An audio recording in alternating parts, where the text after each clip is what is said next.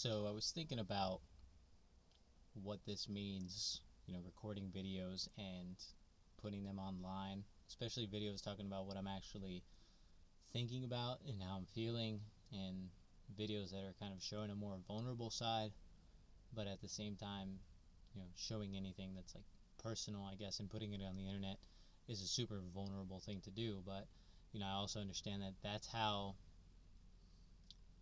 people kind of make it these days. And not that this is an attempt to do, although that is like a nice idea, is the idea that you could eventually get paid for just being yourself. But I think that, just being a regular person and putting that out there online is kind of the point. Because I know I and a lot of other people just see things on social media, see things on YouTube, and now not as much because I'm spending a lot less time on social media, but you see like this certain level of life, you see this certain lifestyle, a certain ability to like pursue passions. And a good example is somebody that might have a YouTube channel about like wood turning. There's this one guy on YouTube I like that has a lathe and makes stuff with it. That kind of thing is awesome, but when you realize that it takes thousands of dollars in equipment, and that's just one example, or even having a yard to do gardening, like requires you to own a property, or at the very least be renting a space with a yard and having a landlord that's good with you doing that. And realizing that like there's a barrier to entry to a lot of these things, and those are simple things, because it can get as high as somebody that's like fixing and flipping houses, where the barrier to entry for that is 100 grand, let's just say, for example. Or somebody who takes these extravagant vacations and has like a travel vlog. All these things, not to say that things like gardening or having a workshop and working with tools are inaccessible, because they're totally not. But it's important to understand that when you see those kind of things on social media, and YouTube is a form of social media, so I guess I still am on it quite a lot, then you start to realize, or I guess you start to feel that like all these things are out of reach, and you start to get this idea in your head of like, oh well, I need to be doing something so that I can be able to afford to do these things.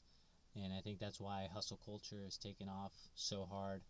That's why people are working more now than ever. And it's not just to reach the upper echelons, because don't get me wrong, there's a lot of people who are just working a shit ton so that they can pay their bills. I'm not blind to that. I mean, look at this truck. It's not like I'm in the best economic situation. I'm feeling like I'm in a comfortable spot, but there's a lot of people who see these things. I guess what I'm trying to say is they see these things and they feel bad because they don't have that.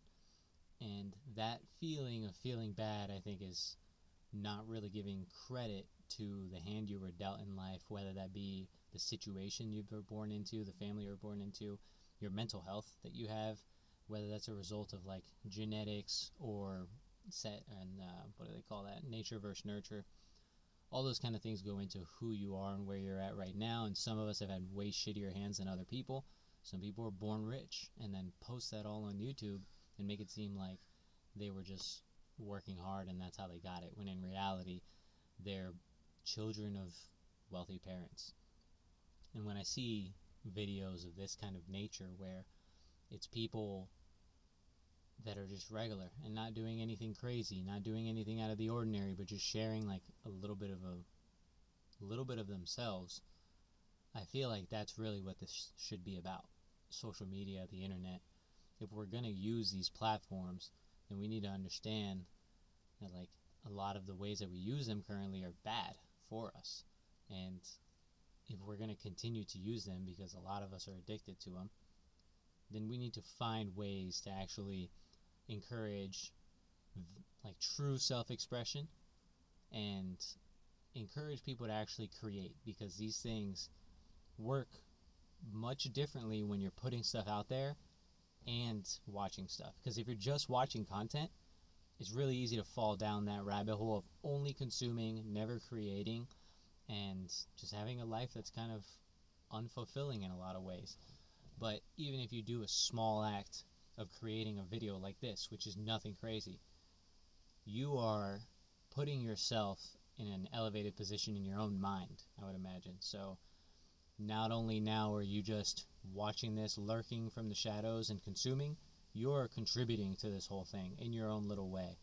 And I think that's why I would want to keep doing this, even though there is that potential that like this information could be used against me. I think that's an inevitability. We're going into a world where defense contractors like Palantir are using AI to then see everything that you do on the internet.